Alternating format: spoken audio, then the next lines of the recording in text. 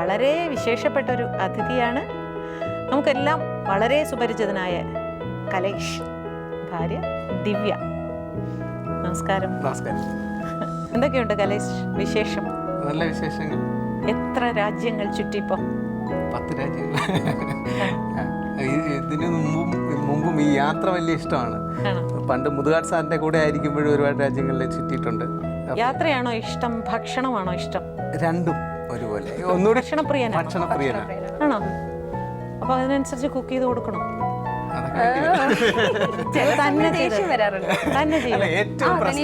തനിയെ ചെയ്ത് കഴിഞ്ഞുള്ള പ്രശ്നം പിന്നെ ഒരാഴ്ചത്തെ കാര്യം അതിനകത്ത് കയറ്റാം. കംപ്ലീറ്റ് വൃത്തികേടാക്കി എല്ലാം. പക്ഷെ ഉണ്ടാക്കി തരുന്ന ഫുഡ് കിടിലായിരിക്കും. ചേച്ചി, അതിനൊരു കാരണമുണ്ട്. ഞാൻ ഈ പാതിരാത്രിയൊക്കെ എവിടെന്നെങ്കിലും പോയിട്ട് ഇപ്പോൾ വിഴിഞ്ഞത്തോ കോളത്തോ ഒക്കെ പോവാണെങ്കിൽ ഒരു ചാക്ക് മീനുമായിട്ടായിരിക്കും. അന്നായിരിക്കും നമ്മൾ തമ്മിലുള്ള ഒരു യുദ്ധം ഉണ്ടാകുന്നത്. അപ്പൊ ചില സമയം മത്തിയോ ചൂരയായിരിക്കും ഏറ്റവും ഫേവറേറ്റ് മീൻ. അതാ മത്തിയോ ചൂരയോ മേടിച്ചോണ്ട് അപ്പൊ രാത്രി ഇദ്ദേഹത്തോട് മീൻ ഉണ്ടാക്കി തരാൻ പറയരുത്, അതാണ് കണ്ടീഷൻ. അപ്പൊ ഞാൻ എവിടെയെങ്കിലും ഇത് കാണുമ്പോഴത്തേക്ക് പിന്നെ നമുക്ക് ഇരിക്കപ്പുറത്ത് കിട്ടില്ല. അപ്പോൾ ഇത് വാങ്ങി വീട്ടിലെത്തി കഴിഞ്ഞാൽ പിന്നെ നമ്മൾ തമ്മിൽ യുദ്ധമാണ്. അപ്പോൾ ഞാനങ്ങ് ഏറ്റെടുക്കും. അപ്പം അത്യാവശ്യം എല്ലാ കറികളും വെക്കാൻ അറിയാം. അപ്പം ഞാൻ ഒരു സൈഡിൽ പൊരിക്കാനുള്ളത്, ഒരു സൈഡിൽ കറി വയ്ക്കാനുള്ളതൊക്കെ ഉണ്ടാക്കുമ്പോഴത്തേക്ക് ഇത് വൃത്തിയാക്കാൻ മറന്നു പോകും. അത് പിന്നെ പിറ്റേന്ന് ദിവ്യ വലിയ പാടല്ലേ? അപ്പൊ ഒരു കാര്യം ചെയ്യണം, ഞാൻ ഈ സമയം നാട് വിട്ടു പോയി. പക്ഷെ ഇത് കഴിക്കാനായിട്ട് ദിവ്യം കൂടും കേട്ടോ. അത് എത്ര രാത്രിയാണെങ്കിലും വിളിച്ചുണർത്തി കഴിഞ്ഞാൽ എനിക്ക് കിട്ടേണ്ടത് കിട്ടി. അത് കൊള്ളാം, അത് നല്ല ഐഡിയ ആണല്ലോ. സാധാരണ എല്ലാവരും, പൊതുവെ സ്ത്രീകളെ വീട്ടിലിരുന്ന് ഈ പ്രോഗ്രാം കാണുന്നവർ പറയും, ഈ കുക്ക് ചെയ്യുന്ന മിക്കവാറും ഹോട്ടൽസിലൊക്കെ ഷെഫ് ആണുങ്ങളായിരിക്കുമല്ലോ, മെയിൻ ഷെഫ് എന്ന് പറയണം അല്ലേ? അപ്പോൾ ഇവരുടെയൊക്കെ പ്രോഗ്രാംസ്, ഇൻക്ലൂഡിങ് ഇപ്പോൾ കലേഷിന്റെ പ്രോഗ്രാം ഒക്കെ കാണുമായിരിക്കും, ഇവരുടെയൊക്കെ ഭാര്യമാർക്ക് എന്ത് സുഖമല്ലേ, ഒന്നും അറിയണ്ട, സത്യാവസ്ഥ മനസ്സിലാവുന്നത്. വരുമ്പോഴേക്കും എല്ലാം റെഡിയാക്കി കൊടുക്കും. ചേട്ടാ ഇന്ന് ചേട്ടൻ കൂട്ടാൻ വയ്ക്കണമെന്ന് പറഞ്ഞാൽ ചേട്ടൻ വെച്ചോളും എന്നൊക്കെ ഞാനും അങ്ങനെ വിചാരിച്ചിട്ടുണ്ട് കേട്ടോ. അല്ല, ഞാൻ വെക്കാറുണ്ട്, ചില ദിവസം ഏറ്റെടുക്കാറുണ്ട്. ചില ദിവസം എന്ന് വെച്ചാൽ ഞാൻ ഫ്രീ ആയി വരുന്ന ദിവസങ്ങളിലൊക്കെ ആണെങ്കിൽ അന്ന് പിന്നെ വേറെ ആരും സഹായിക്കുന്നത് എനിക്ക് ഇഷ്ടമല്ല. വെക്കുകയാണെങ്കിൽ സ്വന്തമായിട്ട് തന്നെ എല്ലാം. ഈ നാടൻ രീതിയാണോ അതോ മറ്റേ അതാണോ ഇഷ്ടം? നോൺ വെജ് ആണോ ഏറ്റവും പ്രിയം? അങ്ങനെയില്ല, ഈ വീട്ടിലാണെങ്കിൽ കൂടുതൽ ഇഷ്ടം കഴിക്കാൻ വെജാണ്. യാത്രകളിലൊക്കെ നോൺ വെജ് ഒക്കെയാണ് കൂടുതൽ ഇഷ്ടം. ഞാൻ ഈയിടെ തിരുനെല്ലി എന്ന് പറയുന്ന സ്ഥലത്ത് ചെന്നപ്പോ അവിടെ പറഞ്ഞു, കലേഷ് അവിടെ ചെന്നിരുന്നു, കുട്ടേട്ടൻ അദ്ദേഹത്തിന്റെ ചായക്കടയിൽ ഉണ്ണിയപ്പോ ഒരു പ്രാവശ്യം അല്ല കേട്ടോ. പിന്നെ അതുവഴി പോവുകയാണെങ്കിൽ എങ്ങനെയെങ്കിലും ആ തിരുനെല്ലി ക്ഷേത്രത്തിലേക്ക് പോകാന്ന് പറഞ്ഞിട്ട് നമ്മുടെ ഫ്രണ്ട്സുമായിട്ടൊക്കെയാണ് പോകുന്നതെങ്കിൽ ഇവരെയൊക്കെ കൂട്ടിയിട്ട് തിരുനെല്ലിയിലേക്ക് പോകുന്നത്. അത് കുട്ടേട്ടന് ഉണ്ണിയപ്പം കഴിക്കാൻ വേണ്ടിയിട്ടാണ്. അത് പിറ്റേ ദിവസമാണ് കഴിച്ചാൽ. അത് ഞാൻ കണ്ടെത്തിയതാണ്. ഇത് വാങ്ങിക്കൊണ്ട് പിന്നെ ഞാൻ ഒറ്റയ്ക്ക് പോവുകയാണെങ്കിൽ ദിവ്യയ്ക്ക് വാങ്ങിക്കൊണ്ട് വരും. അപ്പൊ അത് പിറ്റേ ദിവസം കഴിക്കാനാണ് ഏറ്റവും ടേസ്റ്റ്. ആണോ? അയ്യോ, എനിക്കൊരു അബദ്ധം പറ്റി. ഞാൻ വാങ്ങിയിട്ട് ഇല്ല, വേറൊരാൾക്ക് കൊടുത്തു. ആണോ?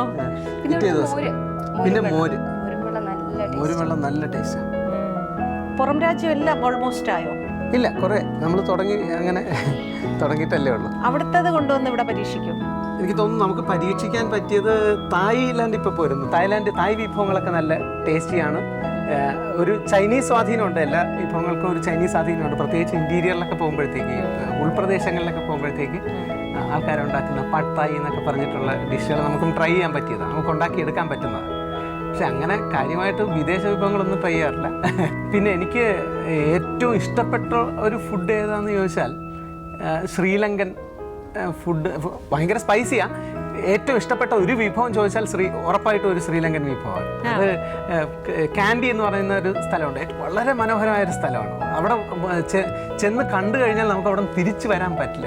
ഈവൻ ഈ ഷൂട്ട് കഴിഞ്ഞിട്ട് നമ്മൾ അവിടെയൊക്കെ കറങ്ങി നിന്ന് ഈ കാഴ്ചകളൊക്കെ കണ്ടുകൊണ്ടിരിക്കുകയായിരുന്നു. അവിടുത്തെ ഒരു ഹോട്ടലിൽ ലംബ് റൈസ് എന്ന് പറഞ്ഞിട്ടൊരു, നമ്മുടെ ബിരിയാണി പോലെ തന്നെ.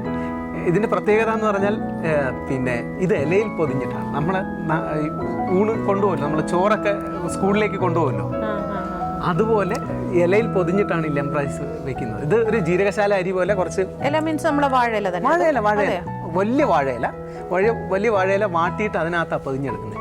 ഇല്ലങ്ങളിലൊക്കെ പോയിട്ടുണ്ട്. ഒരുപാട് വിഭവങ്ങളൊക്കെ ചെയ്തിട്ടുണ്ട്. പക്ഷേ ഇപ്പൊ തോന്നുന്നുണ്ടോ മറ്റേ മാജിക്കിനേക്കാളും നന്നായി ഇതിലേക്ക് വന്നു എന്ന് തോന്നുന്നുണ്ടോ? അതോ? തീർച്ചയായിട്ടും. ഒരു പക്ഷേ ഇപ്പോൾ ഈ ഏതെങ്കിലും വീട്ടിൽ ചെന്ന് കഴിഞ്ഞാൽ അടുക്കളയിലേക്ക് പോകാനുള്ള സ്വാതന്ത്ര്യം ഇപ്പോൾ ലൈസൻസ് ആയല്ലോ. പണ്ട് മാജിക് ആണ് ചെയ്തെങ്കിൽ അത് ആവില്ല. പക്ഷെ ഇപ്പൊ ഞാൻ ഷോ സെറ്റ് ചെയ്തിട്ടുണ്ട്. മാജിക് ഷോ ഒരു 2.5 മണിക്കൂർ പൂർണ്ണമായിട്ട് ചെയ്യാൻ സെറ്റ് ചെയ്തു. ഇപ്പൊ നമുക്ക് തമിഴ്നാട്ടിൽ കുറെ സ്റ്റേജുകൾ ചെയ്തു, ഒരു 10-12 സ്റ്റേജുകൾ ചെയ്തിട്ടുണ്ട്. മലയാളത്തിൽ കേരളത്തിൽ കഴിഞ്ഞ ശിവരാത്രിക്ക് ഒരു ഷോ ചെയ്തു വളാഞ്ചേരിയിൽ. അവിടെ നിന്നാണ് തുടക്കം. 2.5 മണിക്കൂർ ഷോയുടെ തുടക്കം വളാഞ്ചേരിയിൽ നിന്നാണ്. പഠിക്കുന്ന സമയത്ത് എന്താകണമെന്നാണ് ലക്ഷ്യം ഉണ്ടായിരുന്നത്? ഞാൻ ഈ TV-യിലേക്ക് വരണമെന്ന് ആഗ്രഹിച്ചാണ്. ആണോ? അത് തന്നെ. എന്റെ മനസ്സിലൊന്നും സിനിമ ഒരു സ്വപ്നമൊന്നും ആയിരുന്നില്ല, പക്ഷെ TV-യിലേക്ക് വരണമെന്നുണ്ടായിരുന്നു. ഇപ്പൊ ഒരു ചാനലിൽ ഇങ്ങനെ വന്ന് ഒരു താരപരിവേഷമൊക്കെ വന്നല്ലേ? ഞാൻ പക്ഷെ എൻജോയ് ചെയ്യുന്നുണ്ട്. ആൾക്കാരൊക്കെ സൂപ്പർ മാർക്കറ്റുകളിലൊക്കെ അതാ കൊതിയാൻ പോകുന്നു. അയ്യോ, അങ്ങനെ കൊതിയാന്നൊക്കെ വിളിക്കും. അത് എന്തെങ്കിലുമൊക്കെ അവാർഡ് നൈറ്റ് പോലെയുള്ള ഫംഗ്ഷനിലൊക്കെ പോകുമ്പോഴത്തേക്ക് ഡാ കൊതിയാ. പക്ഷെ എനിക്ക് ഇഷ്ടമാണ് അത് വിളിക്കുന്നത്. കലേഷേ പ്രോഗ്രാം ചെയ്തോണ്ടിരിക്കുമ്പോ അവരിങ്ങനെ കുക്ക് ചെയ്യുമ്പോ കലേഷ് ഇങ്ങനെ ഓരോന്ന് പറയുന്നതിനിടയ്ക്ക് ഇങ്ങനെ പെട്ടെന്ന് കലേഷ് ഇങ്ങനെ ഉമിനീര് ഇറക്കുവേ. അതാണ് നമുക്ക് തോന്നുന്നത്, ഓ ഇതാ വായൽ വെള്ളം.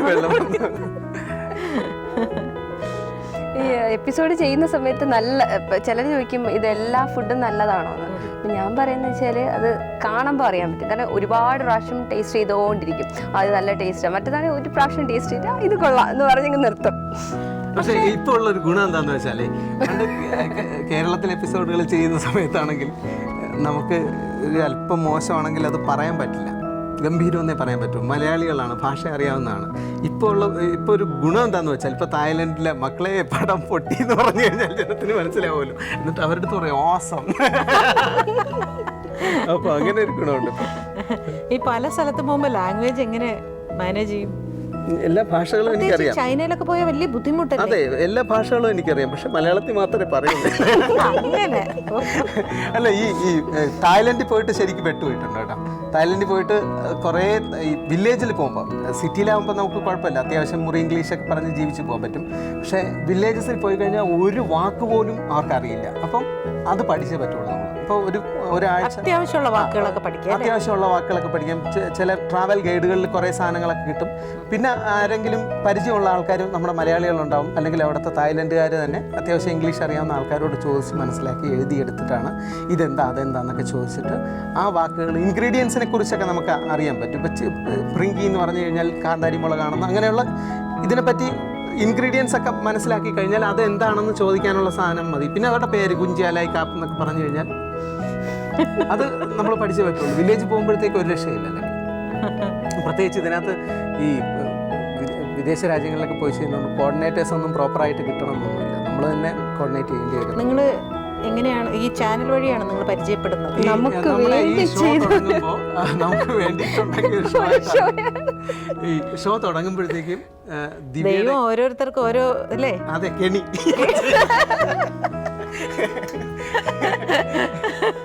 ആരെങ്കിലും വിചാരിച്ചു അന്ന് അസിസ്റ്റന്റ് ആയിട്ട് ബിന്ദു ചേച്ചിയുടെ കൂടെ അസിസ്റ്റന്റ് ആയിട്ട് വന്നാണ് ദിവ്യ. അപ്പോൾ ആദ്യം ഓണത്തിനാണ് നമ്മൾ എപ്പിസോഡ് ചെയ്യുന്നത്. ദിവ്യയാണ് റിസർച്ച് ചെയ്യുന്നത്, ഓരോ സ്ഥലത്തും എന്തൊക്കെയാണ് വിഭവങ്ങൾ എന്നൊക്കെ കുറിച്ച് റിസർച്ച് ചെയ്യാനായിട്ടാണ് ദിവ്യ വന്നത്. അന്ന് കോളേജ് കഴിഞ്ഞു, മാസ് കമ്മ്യൂണിക്കേഷൻ ഡിഗ്രി കഴിഞ്ഞിട്ട് ഇന്റേൺഷിപ്പ് ചെയ്യാനായിട്ട് ചാനലിൽ വന്നതാണ്. അപ്പോൾ അങ്ങനെയാണ് കാണുന്നത് ആദ്യമായിട്ട്. എന്നാലും ഒരു ഇഷ്ടം തോന്നാനുള്ള റീസൺ എന്താണ്? ഒന്നാമത് എപ്പോഴും ഇങ്ങനെ ചിരിച്ചുകൊണ്ടിരിക്കുമോ? ആണോ? വട്ടുണ്ടോ അതെ, ഈ പലപ്പോഴും ഈ നമ്മൾ ഇരിക്കുന്ന സിറ്റുവേഷനൊക്കെ മറന്നു ചിരിക്കുന്ന ഒരാളും കൂടിയാണ് ഞാൻ. ചിലപ്പോ ഇപ്പൊ ഒരു സംഭവം നടന്ന് ചിരിച്ചു കഴിഞ്ഞ് ഒരു 10 മിനിറ്റ് കഴിയുമ്പോൾ അത് ഓർത്ത് വീണ്ടും ചിരിക്കും. അപ്പൊ ഈ എപ്പോഴും പ്ലസന്റ് അല്ലേ? അതെ, ഇരിക്കുന്ന നമ്മുടെ ചുറ്റുപാടും നമ്മൾ പ്ലസന്റ് ആക്കാന്ന് പറഞ്ഞാൽ നിസ്സാര കാര്യമൊന്നുമല്ല അല്ലേ? ഒരു മുഖം ആയിരിക്കുന്നില്ല, അതാണോ ഒരു അട്രാക്ഷൻ തോന്നിയത്? അല്ല, ഇത് ഞാൻ അങ്ങോട്ട് പറഞ്ഞ അവതരിപ്പിച്ച് ഞാൻ അങ്ങോട്ടാ പറഞ്ഞു. ബുദ്ധിമുട്ടിയോ കുറച്ച് എടുക്കാൻ? അല്ലെന്നേ, ഇത് ഞാൻ ദിവ്യയോട് പറഞ്ഞു എനിക്ക് ഇഷ്ടമാണ്. പ്രണയിച്ചിട്ടുണ്ട്? പിന്നെ അതൊരു എടുത്തു പറയേണ്ട കാര്യം, പ്രണയിക്കുകയാണെങ്കിലും വായി നോക്കുകയാണെങ്കിലും കറുത്ത പെമ്പിളരെ നോക്കത്തുള്ളൂ. ദിവ്യക്ക് ഇപ്പൊ ഏറ്റവും വലിയൊരു അഡ്വാൻറ്റേജ് എന്താന്ന് വെച്ചാൽ, ഈ ഞാൻ വിദേശ രാജ്യങ്ങളിലേക്ക് ഇപ്പോൾ വൈറ്റ്സ് ഉള്ള ആൾക്കാർ ഇപ്പൊ തായ്ലൻഡ്, മലേഷ്യ, ഒരു പ്രശ്നമില്ല. പക്ഷെ ഞാൻ ആഫ്രിക്ക പോയപ്പോഴത്തേക്ക് ദിവ്യ ഞാനും വരുന്നു. പിന്നെ ഞാൻ ഒഴിവാക്കാനായിട്ട് പെട്ട പാട് എനിക്കേ അറിയാവുള്ളൂ. അങ്ങനെ കല്യാണം കഴിഞ്ഞ് വന്ന സമയത്ത് എല്ലാരും പറയടാ നിന്റെ മനസ്സിന് പോലെ ഒരു കുട്ടിയെ കിട്ടിയില്ല, കറുത്തൊരു കുട്ടിയെ തന്നെ കിട്ടിയില്ല. ഞാൻ ഇതുവരെ പ്രേമിച്ചിട്ടുള്ള എല്ലാ പെണ്ണുങ്ങളും വളരെ കുറച്ച് പേര് എല്ലാം കറുത്ത. അല്ല, രസത്തിന് വേണ്ടിയാണോ പ്രേമിച്ചത് അതോ സീരിയസ് ആയിട്ട് പിന്നെ നഷ്ടപ്പെട്ടു പോയത്? പ്രണയം വളരെ സീരിയസ് ആയിട്ടൊക്കെ ഉണ്ടായിരുന്നു. എന്നിട്ട് എന്താ പോയ ഇതുപോലെ ചിരിച്ചു ഞാൻ സീരിയസ് എല്ലാം തോന്നി കാണും. ജീവിതത്തിലൊട്ടും സീരിയസ് അല്ല. പ്രണയം വളരെ സീരിയസ് ആയിട്ടുള്ള പ്രേമമായിരുന്നു. എന്നിട്ട് കുറെ നാൾ ഡിപ്രഷനിലൊക്കെ നടന്നു ആണോ? എന്ന് വെച്ചാൽ പിന്നെ പിന്നെ ദിവ്യയെ കാണുമ്പോഴാണ് പിന്നെ ഒരു മനംമാറ്റം ഉണ്ടാവുന്നത്, നോർമലാവുന്നത്. അല്ല, ഞാൻ അതിന്റെ സങ്കടമൊക്കെ മറന്നു വന്നത് ഈ TV പരിപാടിയിലൂടെ ആയിരിക്കും ഒരു പക്ഷേ. അതെ, ഇതൊരു ഒരിക്കുന്ന ഒരു 4 കൊല്ലം ഒരു 3-4 കൊല്ലം അല്ലാതെ ചെറിയ പരിപാടികളിലൊക്കെ ചെയ്തിട്ടുണ്ട്. മോർണിംഗ് ഷോ, ഈവനിങ് ഷോ ഒക്കെ ആയിട്ട്. അങ്ങനെ എങ്ങനെ കയ്യിലെടുത്തു ദിവ്യയോട് ഞാൻ ആദ്യം എനിക്കിഷ്ടമാണ്, പിന്നെ ടേപ്പ് എവിടെയോ പോയി. എത്ര നാൾ കഴിഞ്ഞപ്പോ അങ്ങനെ ഇഷ്ടമാണെന്ന് പറഞ്ഞു? പരിചയപ്പെട്ടൊരു 1 മാസമായിട്ടില്ല, 1 മാസത്തിന് മുമ്പ് ഞാൻ പറഞ്ഞു ഇഷ്ടപ്പെട്ട്. ഞാൻ ആദ്യം കണ്ടപ്പോൾ തന്നെ എനിക്ക് ഇഷ്ടപ്പെട്ടു. അപ്പൊ ഞാൻ ബിന്ദു ചേച്ചിയോട് കാര്യങ്ങളൊക്കെ ചോദിച്ചു മനസ്സിലാക്കി, ഇതാണെന്ന് പറഞ്ഞില്ല. അപ്പൊ ഒരുപക്ഷെ ചേച്ചിക്ക് മണത്തിട്ടുണ്ടാവും. അത് കഴിഞ്ഞ് ദിലീപിനോടാണ് ഞാൻ പറയുന്നത്. ദിലീപ് കൊളീഗ്സ് നമ്മളൊരു റൂമിലാണ് താമസിക്കുന്ന ഷൂട്ടിന് പോകുമ്പോഴൊക്കെ. അപ്പോൾ ബിന്ദു ചേച്ചിയും ദിവ്യ ഒരു റൂമിലാണ്. അപ്പൊ ഞാൻ കൂടെ ഡിസ്കഷന് വേണ്ടിയിട്ട് ബിന്ദു ചേച്ചി റൂമിലൊക്കെ പോയി. ഭയങ്കര ഡിസ്കഷൻ. അതെ, എനിക്ക് എന്താണെന്നറിയില്ല, ഈ പ്രോഗ്രാമിനോട് അദമ്യമായ ഒരു പിന്നെ ഈ കഥകൾ പറയും, രസമുള്ള തമാശ കഥകൾ പറയും, അത് ഭയങ്കര രസമാണ് കേട്ടോണ്ടിരിക്കുക. അങ്ങനെ നോട്ടീസ് ചെയ്തിട്ടുണ്ട്. പക്ഷെ ഇങ്ങനെ ഒരു മനസ്സിൽ ഇതുള്ളായിരുന്നു എനിക്ക് അറിയത്തില്ലായിരുന്നു. അങ്ങനെ പിന്നെ ദിലീപിനോട് പറഞ്ഞു. അപ്പോൾ ദിലീപ് സപ്പോർട്ട് ചെയ്തു, അങ്ങനെയാണെങ്കിൽ നല്ലതായിരിക്കും. അപ്പോൾ ദിവ്യയുടെ അച്ഛൻ ബ്രൂണയിലാണ് ആ കാലത്ത്. അപ്പോൾ ഞാൻ ദിവ്യയോട് പറഞ്ഞപ്പോൾ ദിവ്യ പറഞ്ഞു, ഞാൻ ജോലിയാണ് എൻ്റെ ലക്ഷ്യം, ഇപ്പോൾ അതിന് പ്രണയത്തിനൊന്നും സമയമില്ല എന്നൊക്കെ പറഞ്ഞ് ഭയങ്കര ഡയലോഗുകളൊക്കെ അടിച്ച്. അങ്ങനെയാണെങ്കിൽ അച്ഛനോട് തുറന്ന് ചോദിക്കുന്നതായിരിക്കും നല്ലത്. എനിക്കിപ്പോൾ കല്യാണം കഴിക്കാനും താല്പര്യമില്ല, ഒരു 2 വർഷമൊക്കെ കഴിഞ്ഞിട്ട് ഞാൻ അതിനെപ്പറ്റി പ്ലാൻ ചെയ്യുന്നുള്ളൂ എന്ന് പറഞ്ഞു. അപ്പോൾ ഞാൻ ദിവ്യയുടെ അച്ഛനെ വിളിച്ചു. ദിവ്യയുടെ അച്ഛൻ പറഞ്ഞു, 4 മാസം കഴിയുമ്പോൾ മോനെ ഞാൻ വരുന്നുണ്ട്, നമുക്ക് ആലോചിച്ചൊരു തീരുമാനം എടുക്കാം. ഇപ്പം നിങ്ങളൊന്നും ചെയ്യേണ്ട, നിങ്ങൾ ഇതുപോലെ തന്നെ നിങ്ങൾ 2 പേരും വർക്ക് ചെയ്യാൻ പോവുക. എനിക്കൊന്നും പറയാറായിട്ടില്ല, മോനെക്കുറിച്ച് അന്വേഷിച്ചിട്ട് വേണം എനിക്ക് തീരുമാനം എടുക്കാം. വളരെ സൗമ്യനായിട്ട് സംസാരിച്ചു, എടുത്തു ചാടിയൊന്നുമില്ല, വളരെ കാര്യമായിട്ടൊരു ആൻസറാണ്. അപ്പം ഞാനിങ്ങനെ ആലോചിച്ചു, ഈ മനുഷ്യൻ വന്ന് 10ാമത്തെ ദിവസം നമ്മൾ കല്യാണം കഴിച്ചു. അപ്പൊ ശരിക്കും പ്രേമിക്കാനുള്ള ഒരു സമയമാണ് നഷ്ടപ്പെട്ടത്. 3.5 മാസം നമ്മൾ ഈ ചുറ്റിക്കളി മാത്രമേ നടന്നിട്ടുള്ളൂ, കാര്യമായിട്ടൊരു ഡയലോഗ് പോലും അടിച്ചിട്ടില്ല. പിന്നെ പ്രണയം കുറെ ആസ്വദിക്കണ്ടേ അല്ലേ? കല്യാണം കഴിഞ്ഞിട്ടും നമ്മള് പ്രണയം കുറെ ആസ്വദിച്ചിട്ടുണ്ട്. കാരണം എന്താന്ന് വെച്ചാൽ ഈ ആദ്യത്തെ എന്നിട്ട് അച്ഛൻ വന്ന ഉടനെ ഓക്കെ പറഞ്ഞു. അതിന്റെ ഇടയ്ക്ക് വീട്ടുകാരുടെ ഡിസ്കഷൻ ഉണ്ടായിരുന്നു. പിന്നെ വളരെ കുറച്ച് സമയം പ്രേമിക്കാനൊക്കെ കിട്ടി. കല്യാണം അച്ഛൻ പോയി ഇവരറിയാതെ നമ്മൾ 1-2 ചുറ്റൊക്കെ ചുറ്റിയിട്ടുണ്ട്, പോയി സാൻഡ്വിച്ച് ഒക്കെ കഴിച്ചിട്ടുണ്ട്. ഈ എപ്പിസോഡ് ടെലികാസ്റ്റ് ചെയ്യുമ്പോൾ ഇതുപോലെ അവരെ കുറച്ചു നേരം ഒന്ന് മാറ്റി നിർത്തിയിട്ട് ആ സമയമാകുമ്പോഴത്തേക്ക് അമ്മ ഒരു ഗ്ലാസ് വെള്ളം എടുത്തിട്ട് വരും, അപ്പൊ ഇതൊക്കെ പോകും പാസ് ചെയ്തു. വേറെ എന്തെങ്കിലും ഇതുണ്ടോ? കാസ്റ്റ് അങ്ങനെയൊന്നും ഇല്ലല്ലോ. പിന്നെ അല്ല, ഈ ഇവരുടെ പാരന്റ്സ് ഇന്റർ മാരേജ്, അതിൻ്റെതായ ചില പ്രശ്നങ്ങൾ, ചെറിയ വലിയൊരു വിഷയമൊന്നും ആയിരുന്നില്ല. ഈ അമ്മയ്ക്ക് ഞാൻ എങ്ങനെയെങ്കിലും പെട്ടെന്ന് കെട്ടിയാൽ മതി എന്നുള്ളത്. ഇതിങ്ങനെ ചിരിച്ചിരിച്ച് എവിടുന്നാണ് ഇത് ഒപ്പിച്ചോണ്ട് വരുന്നത് അറിയില്ല. അല്ല, അമ്മ വല്യമ്മ ഒക്കെ വലിയ എന്താ ഈ കറുത്ത പെൺകുട്ടി വേണം എന്നുള്ള ഒരു തോന്നൽ വരാനുള്ളത്? കാരണം എല്ലാ ആൺകുട്ടികളും പറയും എനിക്ക് വരുന്ന പെണ്ണ് നല്ല വെളുത്തിരിക്കും എന്ന് പറയണത്. അതിന് മുമ്പ് വരെ എനിക്ക് കറുപ്പ് ഭയങ്കര പ്രശ്നമായിരുന്നു. കാരണം കറുത്തി ഭയങ്കര ഇതായിരുന്നു. പക്ഷേ കല്യാണം കഴിഞ്ഞതിന് ശേഷം എനിക്ക് തോന്നി നന്നായി കറുത്തത്. അല്ല, ഈ അമ്മ കറുത്തിട്ടായതുകൊണ്ടായിരിക്കും. അമ്മ കറുത്തിട്ടായിരുന്നു, അമ്മ നല്ല കറുപ്പായിരുന്നു. അതുകൊണ്ടാണോന്ന് എനിക്ക് അറിഞ്ഞൂടാ. എനിക്ക് പിന്നെ അധികം വെളുത്ത ആൾക്കാരോട് അങ്ങനെ ഒരു ഇഷ്ടവും പ്രേമവും തോന്നിയിട്ടില്ല. ചേച്ചി ഇപ്പോഴും റോഡിൽ കൂടെ പോയി എന്നെ ഇഷ്ടമല്ല, കണ്ടോ വെളുത്തവരോട് ഇഷ്ടമല്ല. ഇപ്പോഴും റോഡിലൊക്കെ പോയി കഴിയുമ്പോ വണ്ടി ഓടിക്കുന്നത് അതേണ്ട നല്ലൊരു കറുത്ത വെച്ച് പോകുന്നു. ഇപ്പോഴും അത് തുടരുന്നുണ്ട്. അത് തുടരുന്നുണ്ട്. പക്ഷെ അത് അല്ല, നമ്മുടെ ഈ ആരാധികമാരിൽ കറുത്ത ആൾക്കാർ വരുമ്പോഴത്തേക്ക് ദിവ്യ രാവിലെ ലേറ്റ് ആയിട്ട് എണീക്കും. എന്താന്ന് വെച്ചാൽ ഈ രാത്രി ഒരുപാട് ലേറ്റ് നൈറ്റ് ആയിട്ട് ഇരുന്ന് വർക്ക് ചെയ്യാറുണ്ട് രണ്ടുപേരും. വർക്കിംഗ് എന്ന് പറയുന്നത് ഈ പാചകമാണോ? ഇപ്പൊ ഈ പലപ്പോഴും ഇപ്പോൾ ഏതെങ്കിലും രാജ്യത്തേക്ക് പോകണമെങ്കിൽ അവിടുത്തെ ഫുഡിനെ പറ്റിയിട്ടും ഒക്കെ ഗൂഗിൾ ചെയ്ത് നോക്കിയിട്ടൊക്കെ ഒന്ന് പഠിക്കാതെ പോയി കഴിഞ്ഞാൽ വെറും ബ്ലാങ്ക് ആയിപ്പോൾ നമ്മൾ അവിടെ ചെല്ലുമ്പോൾ. നമ്മുടെ കയ്യിലും കുറച്ച് സാധനം വേണമല്ലോ, അതിന് വേണ്ടിയിട്ട് ഇരുന്ന് രാത്രിയാണ് ഏറ്റവും സൗകര്യം. ഫോൺ വരില്ല. ഒരു പ്രോഗ്രാമിന് പോകുന്നതിന് മുമ്പ് ഇതൊക്കെ പഠിച്ചിട്ട് കുറേയൊക്കെ പ്രിപ്പയർഡ് ആയിട്ടാണ് പോകുന്നത്. അല്ലെങ്കിൽ നമുക്ക് അവിടെ ചെന്ന് അന്വേഷിച്ച് കണ്ടുപിടിക്കാൻ പറ്റില്ല. ഈ കോർഡിനേറ്റേഴ്സ് അങ്ങനെ കാര്യമായിട്ടുള്ള കോർഡിനേറ്റർ മലയാളി അസോസിയേഷൻ നമ്പറൊക്കെ കളക്ട് ചെയ്ത് അവരെയൊക്കെ വിളിച്ച് എന്തൊക്കെയാണ് നമുക്ക് ഷൂട്ട് ചെയ്യാൻ പറ്റുന്നതൊക്കെ ചോദിച്ചു, പെർമിഷൻ്റെ കാര്യങ്ങളൊക്കെ ചോദിച്ചു. അത്ര മടിയെന്നൊന്നും പറയാനില്ല, അത്രയും അതിനു വേണ്ടി കഷ്ടപ്പെടുന്നില്ലേ അല്ലേ? ഒരാളിങ്ങനെ ആണോ അങ്ങനെ ഇങ്ങനെ പറഞ്ഞുകൊണ്ടിരിക്കണം. പക്ഷെ ഉത്തരവാദിത്വം എടുത്തു കഴിഞ്ഞാൽ പെർഫെക്റ്റാ. അത് ഒരു പക്കായിട്ട് അത് ചെയ്തോളൂ. പക്ഷെ എടുക്കാൻ ഇച്ചിരി പാടാണ്. ദേഷ്യക്കാരനാണ് അത്യാവശ്യം. ആണോ? കുഞ്ഞൂസ് മോള് വന്നതിന് ശേഷമാണ് ദേഷ്യത്തിന് ഇത്തിരി അളവ് കുറഞ്ഞത്. അതൊക്കെ ചില സമയം എന്തിനാ ദേഷ്യം വരുന്നത്? എന്തിനാ? പക്ഷെ പെട്ടെന്ന് എന്തിനായിരിക്കും ഈ ദേഷ്യം വരുന്നത്? നല്ല ഹസ്ബൻഡ് ആണോ? ചുമ്മാ സോപ്പിട്ട് പറയരുത്. എന്റെ അടുത്ത് അതല്ലല്ലോ. നമ്മുടെ മനസ്സിലൊക്കെ നമ്മൾ പ്ലാൻ ചെയ്ത് അതേ പ്ലാൻ ചെയ്തിട്ടില്ലേ? എന്നാലും നമുക്ക് നമുക്ക് ആഗ്രഹമുള്ള കൊച്ചു കൊച്ചു കാര്യങ്ങൾ നമ്മുടെ അടുത്ത് കൺസേൺഡ് ആയിരിക്കണം. ഒന്നിനും പ്രഷർ ചെയ്യാറില്ല. ഇപ്പൊ ഞാനൊരു അഭിപ്രായം പറഞ്ഞപ്പോ എന്റെ ജോലിയുടെ ബന്ധപ്പെട്ട് എന്തെങ്കിലും പറഞ്ഞാലും എന്ത് പറഞ്ഞാലും നെഗറ്റീവും പറയും പോസിറ്റീവും പറയും. അപ്പൊ അങ്ങനെ ഇത് പോകുന്നത് ഞാൻ ദിവ്യയുടെ കാര്യത്തിലൊന്നും തീരുമാനിക്കാനാണ്. അത് വാവയുടെ കാര്യത്തിൽ ഞാൻ ആ തീരുമാനമാണ് എടുത്തേക്കുന്നത്. അവള് ഈവൻ ഹെയർ സ്റ്റൈലിൻ്റെ കാര്യത്തിലും മുടി കെട്ടുന്ന കാര്യത്തിലും മുടി വെട്ടുന്ന കാര്യത്തിലും അവൾ മുടി വളർത്തണം എന്ന് പറഞ്ഞിട്ടാണ് ഇപ്പോൾ വളർത്താൻ സമ്മതിച്ചത്. അപ്പോൾ അതിലൊന്നും പ്രശ്നമൊന്നും പ്രഷർ ചെയ്യാറില്ല. നിങ്ങളുടെ ഇഷ്ടം. പക്ഷെ വാവയെ പ്രഷർ ചെയ്യരുതെന്ന് ഞാൻ ദിവ്യടുത്തും പറഞ്ഞിട്ടുണ്ട്. ഞാൻ അത്യാവശ്യം പ്രഷർ ചെയ്യാറുണ്ട്. ആളുകളെ മനസ്സിലാക്കി അവരുടെ ഇഷ്ടത്തിനനുസരിച്ച് വിടുക അല്ലേ? അവർക്ക് അവരുടേതായിട്ടുള്ള സ്വാതന്ത്ര്യം ഉണ്ടെന്ന്.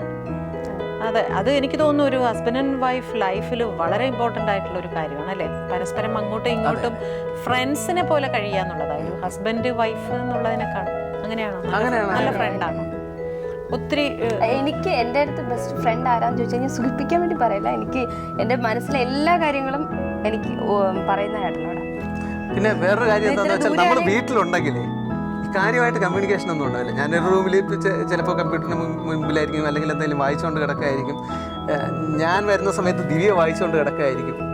അപ്പം നമ്മൾ ഇവിടെ നിന്ന് മാറുന്ന സമയത്ത് ഞാൻ എപ്പോഴും യാത്രയിലായിരിക്കുമല്ലോ, മിക്കവാറും യാത്ര ഒരു 10-15 ദിവസമൊക്കെ ഇവിടെ ഉണ്ടാവുള്ളൂ. അത് ആ സമയത്ത് അച്ഛൻ്റെ കുറച്ച് കാര്യങ്ങളൊക്കെ നോക്കാനൊക്കെ ഉണ്ടാവും. അപ്പോൾ നമ്മൾ രണ്ടൊരു ഓട്ടോ അങ്ങനെയൊക്കെ ആയിരിക്കും. അപ്പോൾ നമുക്ക് പേഴ്സണൽ സംസാരത്തിനൊന്നും അധികം സമയം കിട്ടാറില്ല. പക്ഷേ എവിടെയെങ്കിലും പോയി കഴിഞ്ഞാൽ ഒരു 4-5 പ്രാവശ്യം വിളിക്കും ദിവ്യ. ചെറിയ കാര്യത്തിനൊക്കെ അങ്ങോട്ട് വിളിക്കും. ചെറിയ കാര്യമായിരിക്കും, വളരെ ചെറിയ കാര്യം. എന്നിട്ട് ഈ ചെറിയ കാര്യത്തിന് വിളിച്ചിട്ട് പിന്നെ കുറേ സമയം പിന്നെ ഒന്നുകിൽ എൻ്റെ പൈസ കട്ടായി തീരുമ്പോൾ അല്ലെങ്കിൽ ദിവ്യയുടെ പൈസ കട്ടാകുമ്പോഴാണ് കൂടുതൽ കമ്മ്യൂണിക്കേഷൻ നടക്കുന്നത്. യാത്ര കരഞ്ഞിട്ടുണ്ടോ? പലപ്പോഴും. എന്തിനാ കരഞ്ഞത്? അമ്മയുടെ അമ്മ ഭയങ്കരമായിട്ട് ശരിക്കും അമ്മയാണ് എന്നെ ഒരു ബാക്ക് ബോണായിട്ട് ഇതുവരെ ഡെവലപ്മെൻറ്റ്, എൻ്റെ ഫ്രീഡം ഒക്കെ ഒരുപാട് തന്നിട്ടുണ്ടമ്മ. അതുകൊണ്ടായിരിക്കും ഇവിടേക്ക് എത്തിയത്. നല്ല ഫ്രീഡം. അച്ഛനും തരും. പക്ഷേ അച്ഛനൊരു കൺട്രോൾ വെച്ചിട്ടുണ്ട്, ഒരു ലിമിറ്റ് വെച്ചിട്ടുണ്ട്. പക്ഷേ അമ്മ അൺലിമിറ്റഡ് ഫ്രീഡം ആണ് തന്നിട്ടുള്ളത്. അതുകൊണ്ടായിരിക്കും അവർ പക്ഷേ എത്തിയിട്ടുള്ളത്. അപ്പോൾ അമ്മ ഒരുപാട് ക്യാൻസറായിരുന്നു അമ്മയ്ക്ക്. അപ്പം കിടക്കുന്ന സമയത്തൊക്കെ ഈ അമ്മക്ക് ചെറുതിലേ നമ്മളെ അത്രയും കെയർ ചെയ്തിട്ടാണ് കൊണ്ടു നടന്നിരുന്നത്. അപ്പോൾ ആ ഒരു അമ്മ തന്നതുപോലെ നമുക്ക് തിരിച്ചു കൊടുക്കാൻ പറ്റില്ല എന്ന് വെച്ചാൽ അത്രയും കെയർ കൊടുക്കാൻ പറ്റുന്നുണ്ടോ എന്നൊക്കെ ഒരു സംശയമൊക്കെ ആയിട്ട് ഫീൽ ചെയ്തിട്ടുണ്ട്. പിന്നെ ഈ പലപ്പോഴും എപ്പോഴും അമ്മയെ വിളിക്കുമായിരുന്നു. ഇപ്പം ഞാൻ ദിവ്യ വിളിക്കുമെന്ന് പറഞ്ഞ പോലെ എപ്പോഴും അമ്മയെ വിളിക്കുമായിരുന്നു ഓരോ കാര്യം ഓരോ സ്ഥലത്തെത്തുമ്പോഴും. അപ്പോൾ പിന്നെ ഈ അമ്മ മരിച്ചതിന് ശേഷം ഈ അമ്മയെ വിളിക്കണമെന്ന് മനസ്സിലുണ്ട്. പക്ഷേ ഇങ്ങോട്ട് വിളിക്കുമെന്നുള്ള അതിലൊക്കെ പലപ്പോഴും.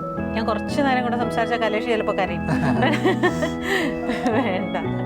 വീട്ടിലെങ്ങനെ പൊതുവെ ഹെൽപ്പ് ചെയ്യുമോ നന്നായിട്ട്? ആണോ എല്ലാ കാര്യങ്ങൾക്കും? എല്ലാം അത്യാവശ്യം ഹെൽപ്പ് ചെയ്യും. കുക്കിംഗ് അല്ലാതെ തന്നെ അല്ലാതെ മോളുടെ കാര്യം നോക്കാനും. എന്താണ് ആക്ച്വലി ഒരു പ്രോഗ്രാം ചെയ്യുകയാണെങ്കിൽ, ഇപ്പൊ പറഞ്ഞല്ലോ ചാനലിലായിരുന്നു, ഇപ്പൊ ഇനിയിപ്പോ ഫ്രീലാൻസ് ആയിട്ട് ഏത് വിഷയം കൈകാര്യം ചെയ്യാനാണ് ദിവ്യക്ക് ഏറ്റവും ഇഷ്ടം? ഇതുവരെ ആരും നോക്കാത്ത വിഷയത്തോട്, അതായത് ഇപ്പം കുട്ടികളുടെ, ഞാനൊരു ലിറ്റിൽ വേൾഡ് എന്ന് പറഞ്ഞൊരു കുട്ടികളുടെ ഷോ ചെയ്തിട്ടുണ്ട്. അധികം കുട്ടികളുടെ ഷോയിനെ ആരും ശ്രദ്ധിക്കത്തില്ല. അതായത് ആരും ആ സ്ക്രിപ്റ്റഡ് അല്ലാത്തൊരു ഷോ ആയിരുന്നു. സ്ക്രിപ്റ്റഡ് അവരെ കൊണ്ട് അവരുടെ കൊച്ചുവായാലും ഈ കുട്ടി ഷോകളുടെ ഒക്കെ പ്രശ്നം, ഞാൻ എൻ്റെ ഒരു ഇതിനകത്ത് ദിവ്യയുടെ ഷോയുടെ ഒരു പോസിറ്റീവ് എനിക്ക് തോന്നിയത്, ഈ കുട്ടികളെ കൊണ്ട് നമ്മൾ കൊച്ചുവായിൽ വലിയ വർത്തമാനം പറയിപ്പിക്കുന്നു. ഇത് ദിവ്യ സ്ക്രിപ്റ്റ് അവരുടെ രീതിയിൽ അവരെ വെച്ചിട്ടാണ് തയ്യാറാക്കിയത്. ഇന്നത്തെ എപ്പിസോഡ് ഈ സബ്ജക്റ്റ് ആയിരിക്കും, മക്കളപ്പം എന്ത് പറയുമെന്ന് ആങ്കേഴ്സിനടുത്ത് രണ്ടുപേർത്തും ഡിസ്കസ് ചെയ്ത് ആണ് ഒരു എപ്പിസോഡ് ഉണ്ടാക്കുന്നത് തന്നെ. അങ്ങനെ ഓരോ കുട്ടികളുടെ സംസാരമായിരുന്നു അവർ തമ്മിൽ.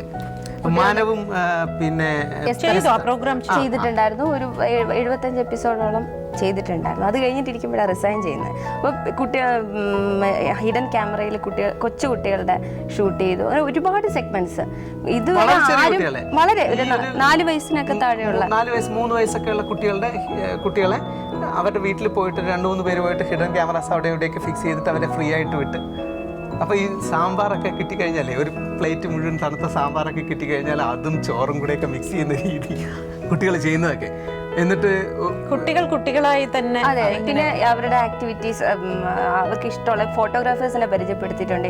7ാം ക്ലാസ്സിലൊക്കെ പഠിക്കുന്നു. അങ്ങനെ ഓരോ കുട്ടികളുടെ സ്പെഷ്യൽ ഇതുവരെ ആരും കണ്ടിട്ടില്ലാത്ത ഷോസ് ചെയ്യണമെന്നാണ് എൻ്റെ ആഗ്രഹം. അപ്പോൾ സന്തോഷം, ഒരുപാട് സന്തോഷം. നന്നായി മുമ്പോട്ട് പോട്ടെ.